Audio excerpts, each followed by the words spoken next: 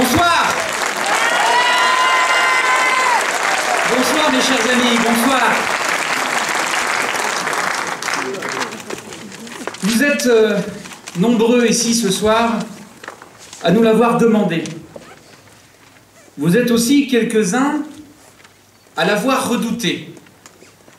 Eh bien, nous sommes là ce soir pour vous rassurer, les uns comme les autres. Cette union, nous étions nombreux à l'appeler de nos vœux, non pas comme un alpha et un oméga de notre projet pour Saint-Étienne, mais comme une condition nécessaire pour nous permettre de redresser notre ville. Quels que soient nos parcours, quelles que soient nos trajectoires, quelles que soient nos appartenances politiques, nous avons chacun, Gilles Artigues, ici présent, bravo. Bravo. Merci Gilles. Georges Ziegler, bravo. À ses côtés. Bravo. Bravo. Merci à toi également, Georges. Et moi-même, défendu l'Union depuis 2010. Ce fut au cantonal, puis aux législatives. Et j'ai le plaisir de vous le confirmer aujourd'hui. Toutes les forces de la droite et du centre sont unies pour offrir un meilleur avenir à Saint-Étienne.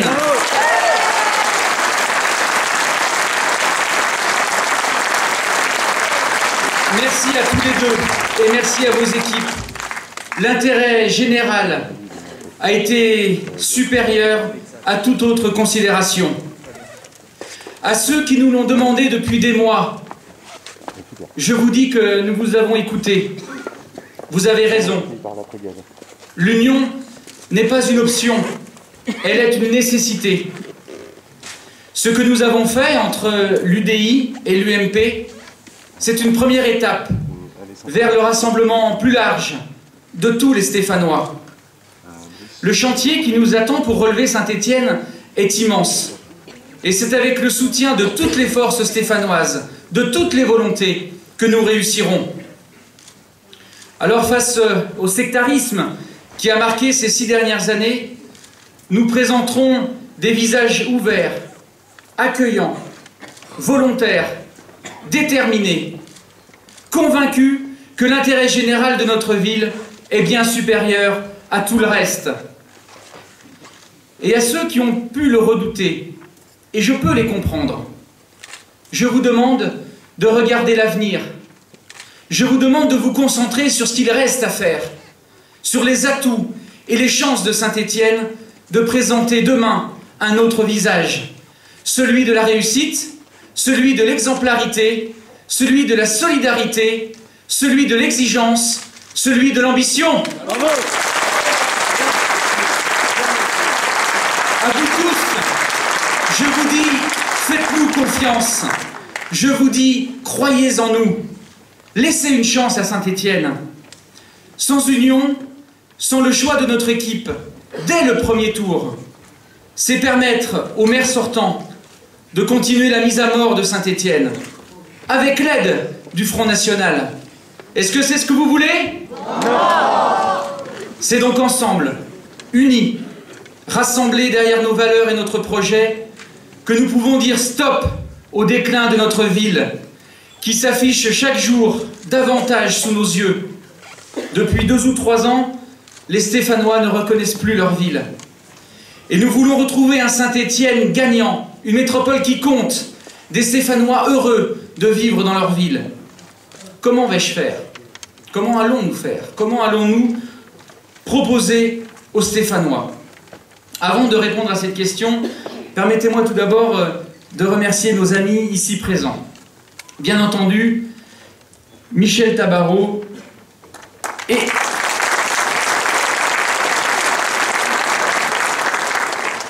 et Jean-François Copé, notre président. Bravo. Ils sont tous les deux maires, députés, soutiens de la première heure, et ils sont venus ce soir témoigner une fois encore de leur confiance et de leur amitié. J'admire ta droiture et ta constance, Jean-François. Ta fidélité. Tu as été élu à Meaux, tu as perdu à Meaux, une ville où le logement social et le multiculturalisme dominent, et tu es resté à Meaux, et tu as été réélu à Meaux. Tu n'as pas cherché une pierre d'élection plus facile, tu es resté sur ton territoire. Avec Michel, depuis nombreuses années, vous me voyez travailler, proposer, fidèle à mes convictions. Et je suis très heureux que ce soir vous soyez à nos côtés pour ce moment important pour Saint-Étienne. Je voudrais remercier également tous les parlementaires ici présents.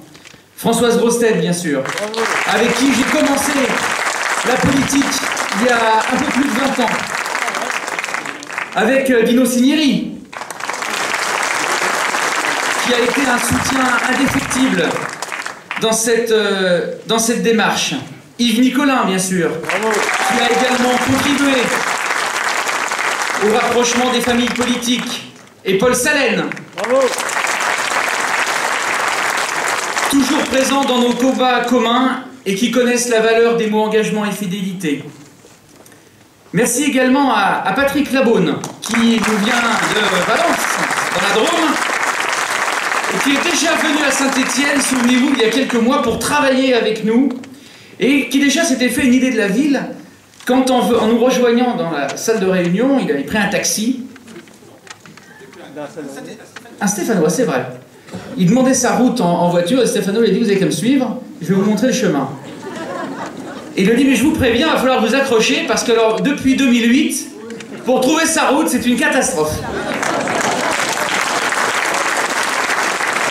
J'en profite aussi pour excuser Bernard Fournier, qui est retenu par des obligations parlementaires, François Rocheboine, qui est souffrant, on lui souhaite un bon rétablissement. Ils nous accompagnent par leur soutien, toujours actif et amical.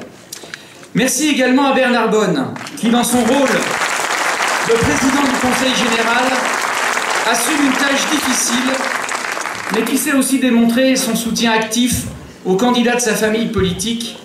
Et ces municipales sont aussi une forme de prélude aux échéances de 2015 qui concerneront directement le Conseil général, et tes vice-présidents vont jouer un rôle majeur dans la reconquête de Saint-Étienne.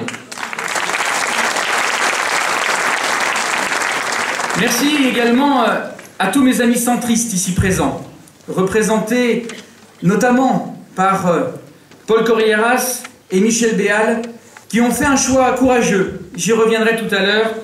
Vous pouvez les applaudir, ils font partie des soutiens de la première heure. Et puis merci également aux jeunes d'avoir répondu présent et d'être venus en nombre ce soir pour témoigner de leur désir de construire un avenir différent pour Saint-Étienne. Le sens de notre combat est aussi celui de rendre possible un futur meilleur pour les jeunes générations. Et puis, je voudrais évidemment remercier l'équipe de bénévoles qui, depuis maintenant près de 3 mois, œuvre tous les jours à mes côtés pour assurer le bon fonctionnement de cette campagne au service des Stéphanois. Je vous demande de les applaudir très fort. Ils sont une cinquantaine ce soir et ils font un travail remarquable. Et puis enfin, merci à vous tous, mes chers amis, de venir aussi nombreux pour soutenir le travail que nous faisons tous ensemble au sein de cette grande et belle équipe et à l'image de notre ville et que j'ai l'honneur de conduire. Je crois que ça se voit. Je suis particulièrement heureux d'être ici avec vous tous, réunis nombreux ce soir pour le lancement officiel de ma campagne pour les élections du mois de mars. Ne vous trompez pas. Nous sommes en train de descendre en Ligue 2 des villes qui comptent. J'en veux pour preuve certains classements et palmarès publiés récemment dans la presse. Saint-Étienne n'est pas à sa place lorsqu'elle pointe à la dernière place en matière d'emploi et de culture au palmarès 2012 des villes où il fait bon vivre de l'Express. Saint-Étienne n'est pas à sa place lorsqu'elle figure à la 29e place sur 31 des agglomérations les plus importantes de France au palmarès des villes les plus dynamiques publiées par le journal des entreprises. Saint-Étienne n'est pas à sa place quand elle occupe la dernière place du classement des meilleures villes françaises pour investir dans l'immobilier. Saint-Étienne doit retrouver le rang qui est le sien parmi les grandes villes et métropoles françaises.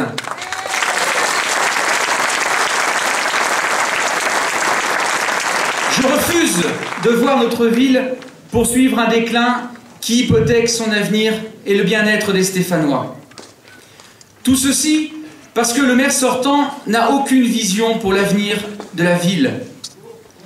Pas plus que François Hollande n'a de cap pour notre pays. Et je ne suis pas le seul à le dire. Jean-Jacques Ayrault, aujourd'hui dans la presse, demande à François Hollande, enfin, après 1 an et demi de pouvoir, de donner un cap à notre pays. Aucun respect non plus des missions basiques d'une ville. Sa sécurité, sa propreté, créer un environnement où on se sent bien pour vivre, pour travailler, pour grandir. Rendez-vous compte de l'image catastrophique de notre ville à l'extérieur. Ce sont des médias indépendants qui ont réalisé ces classements où depuis 2008, nous figurons régulièrement parmi les mauvais élèves des villes françaises. Et pourtant, notre ville dispose d'atouts incroyables, de talents formidables, de femmes et d'hommes à l'énergie inépuisable pour créer une nouvelle dynamique. Oui, le Zénith, la Cité du Design, la Cité des Affaires à Château-Creux ou la Maison de l'Emploi, mais aussi le développement des transports publics grâce à l'extension du tram, sans oublier les moyens colossaux dont nous avons disposé au titre de la rénovation urbaine. C'était sous l'époque de Michel Thiollière, à qui je voudrais rendre hommage pour le travail qu'il a réalisé durant ses 2 mandats.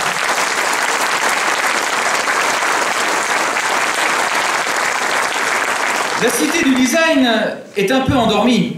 Une biennale tous les 2 ans, et entre les deux, eh bien, je propose d'en faire un lieu de ressources pour les entreprises françaises qui veulent développer le design de leurs nouveaux produits. Je crois en la réindustrialisation et je suis certain que le design peut permettre une nouvelle approche créatrice d'emploi. Mais pour cela, il faut aller à la rencontre des industriels. Il faut leur vendre ce que Saint-Étienne peut leur apporter. Ça ne va pas tomber du ciel. Oui, cette histoire riche qui a construit l'industrie de la France. Oui, Dino l'a rappelé tout à l'heure, l'amour du travail bien fait. Ce tissu très riche de PME, de PMI, très dense, très actif. Cet esprit sportif que l'on retrouve dans les centaines de clubs représentant toutes les disciplines. Cette audace culturelle qui pourrait nous placer dans les villes créatrices, originales et modernes.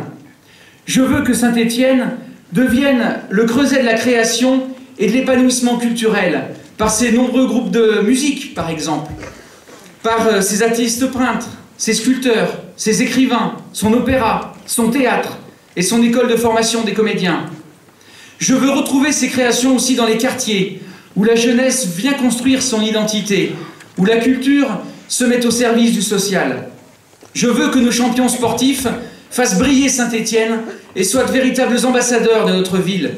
Oui, nous disposons de nombreux atouts. Et le maire sortant, qu'en a-t-il fait? Rien. Pire que cela, il a effrité l'unité des Stéphanois. Il a divisé, il a abîmé l'image de la ville par le mensonge. Il a fait des emprunts toxiques l'alpha et l'oméga de sa politique pour masquer son inaction, son immobilisme, pour masquer son absence de vision. Il a coupé l'envie, il a découragé.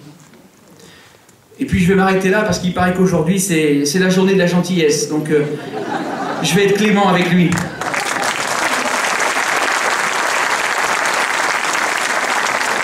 Les classements dont je viens de vous parler décrivent tout autant le manque de perspective pour notre ville que la réalité du quotidien vécu par les Stéphanois.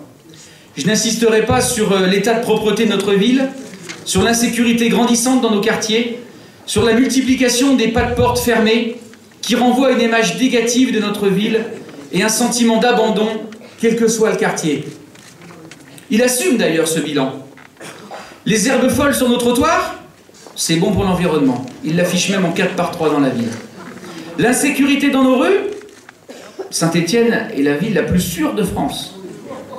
Le chômage, les entreprises, ça c'est pas dans les compétences de la mairie. Les commerces à faire venir, à soutenir, il y connaît rien. D'ailleurs, il nous l'a tous dit lors d'une réunion publique aux Ursules. Alors arrêtez donc de lui poser ces questions. Eh bien, vous voyez ces sujets, ce seront mes priorités.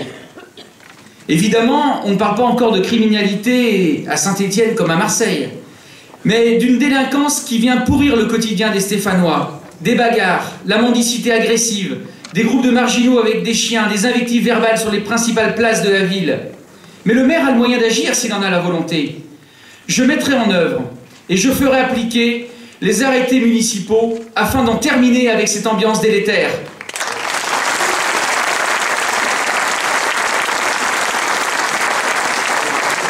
Qui peut s'étonner de voir la ville finalement perdre des habitants petit à petit et ses commerces fermés?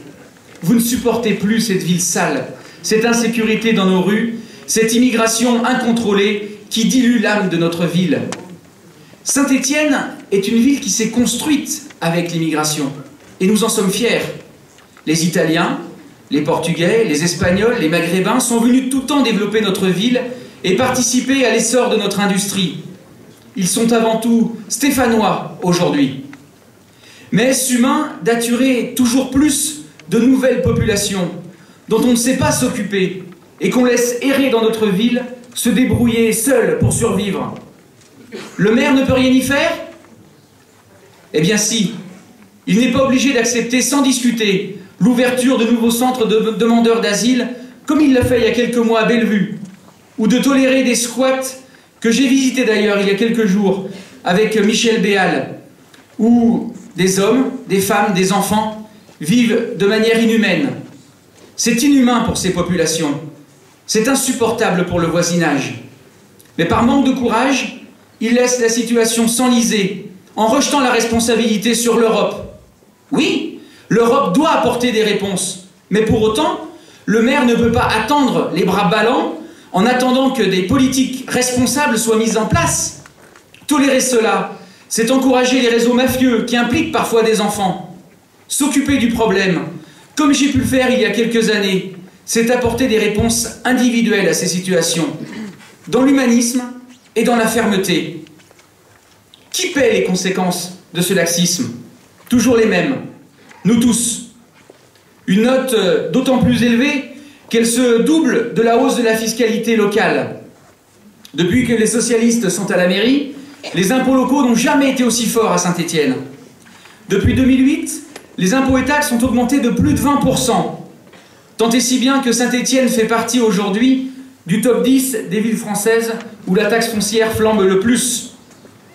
De même pour les entreprises, avec l'incroyable aventure de la CFE, de la CVAE, mon cher André Mounier, que nous avons combattu à Saint-Étienne Métropole, de la taxe sur les enseignes. Alors là, c'est certain, l'élève Vincent n'a rien à envier au professeur Hollande sur le sujet des impôts. Qui se ressemble s'assemble, eh bien ces deux-là se sont bien trouvés.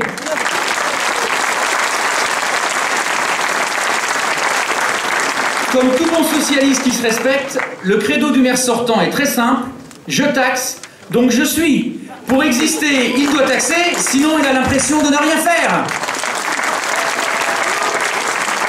Alors le résultat de tout cela, eh bien c'est la constante diminution démographique qui conduit au lent déclin de notre ville.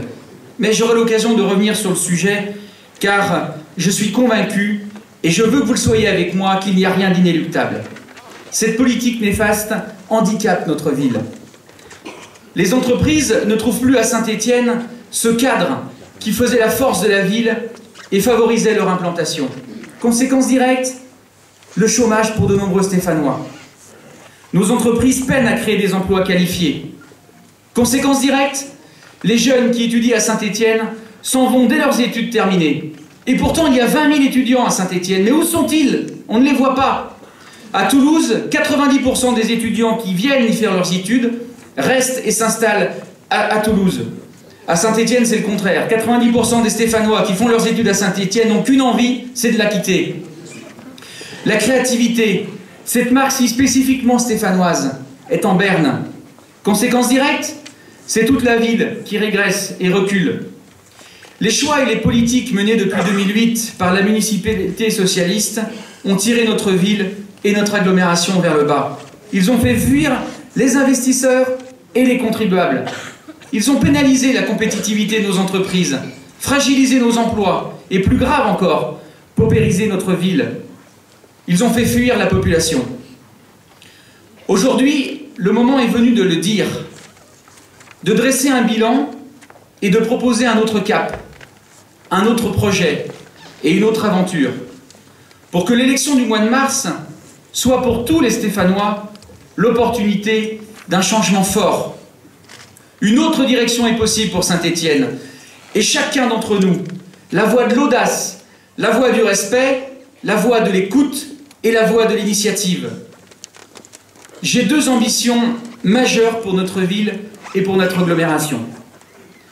Saint-Étienne doit retrouver un niveau démographique conforme pour une ville qui doit jouer un rôle de premier plan en Rhône-Alpes et sur le plan national. Aujourd'hui, la ville compte 173 000 habitants. Le maire actuel voit Saint-Étienne perdre des milliers d'habitants tous les ans sans réagir. Le précédent maire, mon ami Michel Thiollière, que je salue, disait qu'il valait mieux vivre bien dans une ville de 100 000 habitants que mal dans une ville de 180 000. Mais ce que je constate, c'est qu'on va tout droit vers une ville de 100 000 habitants et qu'on y vit de plus en plus mal. Eh bien, je nous fixe comme objectif le retour à 200 000 habitants à l'horizon 2030. Parce que ce sera bon pour nos commerces, ce sera bon pour nos entreprises. Saint-Étienne doit aussi retrouver, c'est mon deuxième objectif, le rang qui est le sien au niveau économique. Pour cela, il faut sans plus tarder recréer de l'attractivité, insuffler une politique audacieuse et volontariste qui redonne confiance aux Stéphanois et à nos PME, PMI et qui les incite à s'installer de nouveau dans notre ville. Une autre politique que celle de l'attentisme et de l'immobilisme existe. Une politique de l'action portée par des projets fédérateurs et innovants qui soient créateurs d'emplois et générateurs de richesses, mais surtout qui améliorent rapidement et durablement le quotidien des Stéphanois. Je veux offrir aux Stéphanois de partager une même ambition commune autour d'un projet fédérateur tourné vers l'avenir. Je ne serai pas un maire contre les ombres du passé. Seul l'avenir de la ville et de ses habitants ont de l'intérêt à mes yeux. Comme je vous l'ai dit, je souhaite que notre ville retrouve son dynamisme démographique. 200 000 habitants à l'horizon 2030. Cela suppose d'entamer dès maintenant une politique volontariste en matière de logement, en matière d'urbanisme, de sécurité et de gestion de l'espace public. J'affirme que nous pouvons tenir ce pari qui n'a rien d'infaisable. Notre ville en 2030 comptera 200 000 habitants. Je me suis rendu à Bordeaux pour rencontrer Alain Juppé et son équipe il y a quelques semaines, confrontés à la même problématique que notre ville il y a 20 ans. Il a réussi. Leur exemple doit nous guider pour inverser la courbe démographique. Cela suppose de conduire une politique volontariste dans tous les domaines. Tout d'abord, il nous faut lutter contre ce sentiment d'insécurité en combattant cette délinquance qui gangrène la vie quotidienne des Stéphanois. Je l'annonce ce soir, la sécurité des personnes et des biens, ainsi que celle de l'espace public, seront une des priorités de mon mandat.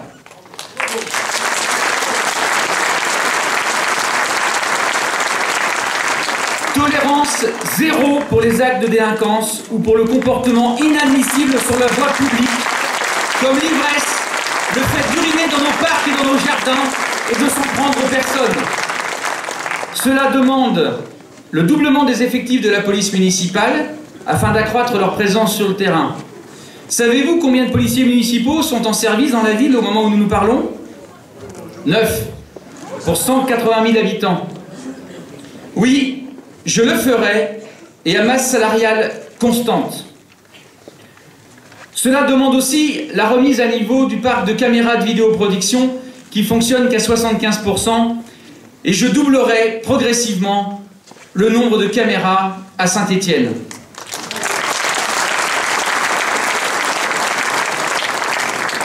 Cela demande également des aménagements spécifiques, tant au niveau de l'éclairage public que de l'urbanisme, pour sécuriser l'espace public. Nous le ferons. Cela demande une réelle fermeté à l'encontre de ceux qui dégradent l'espace public, se croyant au-dessus des lois. À cet égard, il faut généraliser le recours aux travaux d'intérêt général, et nous le ferons. La sécurité n'est pas une fin en soi. La sécurité, c'est un socle incontournable qui est destiné à renforcer notre vivre ensemble et donc notre pacte républicain. Mes amis, c'est parce que je suis un républicain convaincu que j'exige que la loi, toute la loi et rien que la loi, soit enfin pleinement respectée à Saint-Étienne. Je m'engage et je le ferai.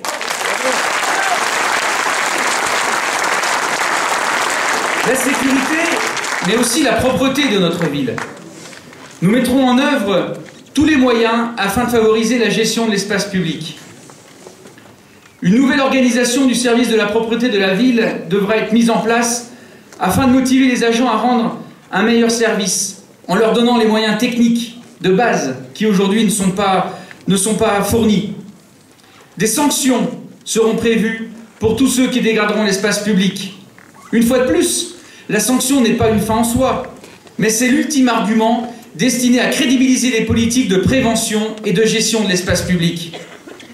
Enfin, nous devons tracer une autre perspective pour la rénovation urbaine. Depuis des années, on fait la part belle à la reconstruction de tout ce qui est démoli.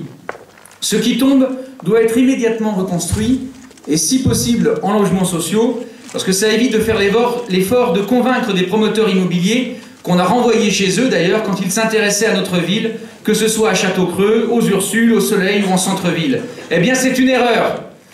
Nous avons suffisamment de logements sociaux à Saint-Étienne et je souhaite que l'argent, les financements des loyers servent à rénover ce logement de parcs sociaux et à attirer des promoteurs et à aider les propriétaires à rénover leurs appartements. Nous opterons aussi pour une autre philosophie destinée à restituer des espaces libres dans notre ville, pour la rendre plus agréable à vivre et en faire en sorte que de nouveaux habitants viennent s'y implanter. Nous souhaitons inverser cette courbe. Pour cela, nous mettrons en œuvre une politique volontariste en matière de maîtrise de l'espace urbain, tant au niveau du foncier que de l'immobilier. Et c'est possible, avec une politique incitative, coercitive s'il le faut, en s'appuyant sur les établissements publics comme les PORA, présidés par Georges Gigler ici présent, comme l'EPAS, l'établissement public dont la ville de Saint-Étienne est le principal partenaire, pour qu'ils soient des outils réellement au service du développement de l'attractivité territoriale, et ce, dès mars 2014. Ensuite, une gestion dynamique suppose que l'on puisse avoir recours à un zonage en matière d'urbanisme, intelligent, permettant de définir les respirations dont la ville a besoin. Il faut bien sûr revoir la circulation, les déplacements à l'intérieur de la ville. Et là, comme peut-être sur d'autres sujets, il ne faut pas avoir peur de pratiquer le droit d'inventaire. Nous avons aussi fait des erreurs. Ça nous aidera à progresser. Il faut revoir également la politique de stationnement. Si nous voulons jouer un rôle au niveau de la métropole lyonnaise, il faut se donner les moyens de nos ambitions légitimes et cesser de vouloir faire de Saint-Étienne une banlieue dortoir de Lyon. En gérant le quotidien, nous répondons à une attente légitime de nos concitoyens. Mais en même temps, nous jetons les fondations d'une politique de long terme, destinée à propulser notre ville de plein pied dans le XXIe siècle. Ce n'est pas tout, car une ville sûre, propre et à l'urbanisme cohérent ne suffit pas. Je veux que Saint-Étienne retrouve son rôle de grande métropole économique. Pour cela, il faut déjà cesser de voir dans les entreprises, dans les commerces, chez les artisans, les commerçants, les restaurateurs ou les hôteliers, des gêneurs. C'est précisément ce que fait le maire sortant. Pour moi, ce sont tous des acteurs économiques dont le ressenti est lié au climat global de notre ville. Ce sont des animateurs de la ville, des créateurs de richesses. Il faut s'appuyer sur eux au lieu de les enfoncer tous les jours davantage.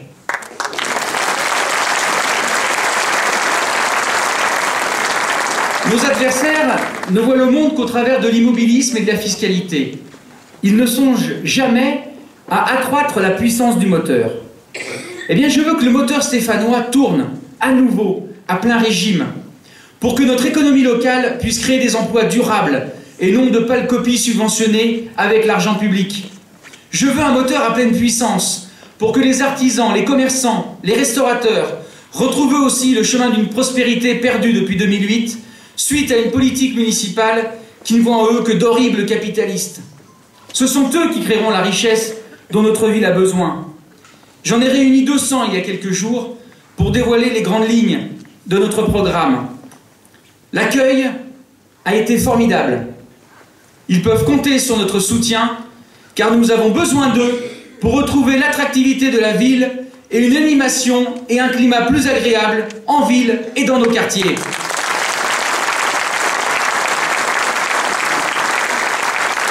Je veux un moteur à pleine puissance pour des services publics efficaces permettant d'offrir aux Stéphanois des prestations de qualité. Je veux un moteur à pleine puissance pour réduire la pression fiscale. C'est devenu insupportable. Si nous favorisons la création de richesses, nous pourrons accroître nos recettes sans augmenter la pression fiscale. Je prends ce soir devant vous l'engagement de ne pas augmenter les impôts pendant 6 ans.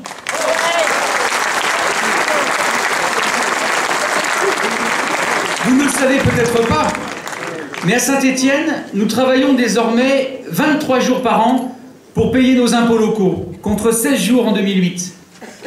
Enfin, je veux un moteur à pleine puissance parce que c'est encore la meilleure garantie d'avoir une ville créative. Les habitants disposeront de tous les outils pour imaginer leur quotidien, trouvant dans les pouvoirs publics locaux des facilitateurs et non des obstacles. Je souhaite que l'on retrouve un dialogue entre la population et ses élus. D'autres villes l'ont fait avec succès. Birmingham, Essen ou Bilbao ont suivi cette voie. Alors pourquoi pas nous? Serions-nous condamnés à la médiocrité d'une politique municipale dépourvue de vision pour notre avenir? C'est parce que je crois à la vertu du travail, de l'effort, de la rigueur dans la gestion des finances publiques, de l'esprit d'entreprise, et que je connais l'énergie créative dont les Stéphanois sont capables, que je fais le pari gagnant d'une ville tournée vers l'avenir, et capable aussi d'être solidaire et à l'écoute de tous, car sûr de sa force. Voilà des valeurs que j'ai envie de partager avec vous. Ce que je dis là vaut pour tous les domaines. La vie associative, la vie culturelle, la vie éducative et la vie économique. Cela vaut aussi pour toutes les générations. Car s'il faut assurer l'avenir des jeunes générations en leur proposant de réussir leur vie à Saint-Étienne, il faut aussi que nos aînés soient pris en considération et accompagnés. Le maire sortant sera le maire qui a fermé des maisons de retraite municipales. Il sera le maire qui a fermé des foyers logements. Eh bien, je veux être le maire qui s'occupera davantage de ses aînés, qui laissera le libre choix du soin à domicile ou du logement dans des immeubles adaptés. À ce sujet, je m'engage aussi à construire des logements qui laisseront aux personnes handicapées la liberté à laquelle ils ont droit. Merci Martine pour l'aiguillon que tu as été dans ce projet précis. Oui, l'avenir passe par la prise en compte du défi de la dépendance, du défi du bien vieillir et par le renforcement du lien intergénérationnel. Ce n'est pas en divisant que nous relèverons le défi de l'avenir de notre ville. C'est en rassemblant, en faisant de nos différences le fondement même de l'identité stéphanoise.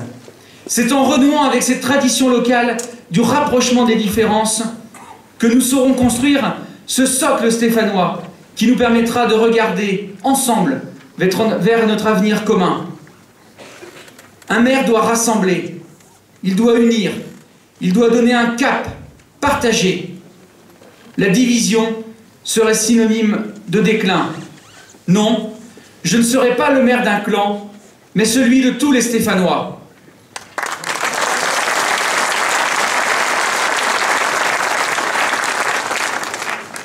Voilà les grandes lignes du projet que je souhaite partager avec vous tous, ici présents ce soir, et avec tous les habitants. Ce projet est porté pour les Stéphanois, dans leur ensemble. Aujourd'hui, de manière très concrète et pragmatique, de nombreuses personnes symbolisant toutes les sensibilités politiques, philosophiques et humanistes de Saint-Étienne se retrouvent autour des idées que je viens d'énoncer. Michel Béal, Paul Corriéras, Frédéric Durand, Jean-Jacques Ray, Roger Onave, Daniel Jacquemet, Marie-Ève Goutel, Mohamed Goulam, et j'en oublie, tous centristes convaincus, membres pour certains de l'UDI, ayant pris la décision de rejoindre cette dynamique tournée vers l'avenir. Un projet où je retrouve aussi les riches contributions de mes amis de l'UMP, comme Nicole Peslon, Robert Carulac ou Charles Dallara. Un projet porté aussi par la société civile.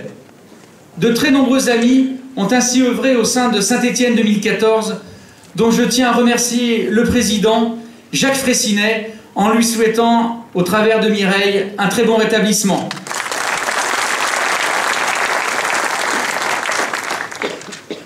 Aujourd'hui, ils ont été rejoints par Gilles Artigue, qui a montré qu'il partage mon ambition pour la ville, qu'il partage la souffrance des Stéphanois, qu'il partage l'envie d'écrire une nouvelle page pour Saint-Étienne. C'est l'avenir qui nous intéresse. Ils ont été rejoints également par Georges Ziegler, qui s'est beaucoup investi dans ses délégations au Conseil général et sur lequel le président Bonne, tout comme Gilles, compte pour préparer le département aux enjeux de demain.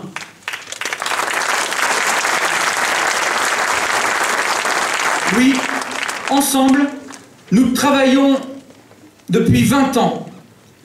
Nous savons la capacité de notre ville à rebondir, pour peu que la volonté de se battre et de faire gagner Saint-Étienne soit plus forte que le reste.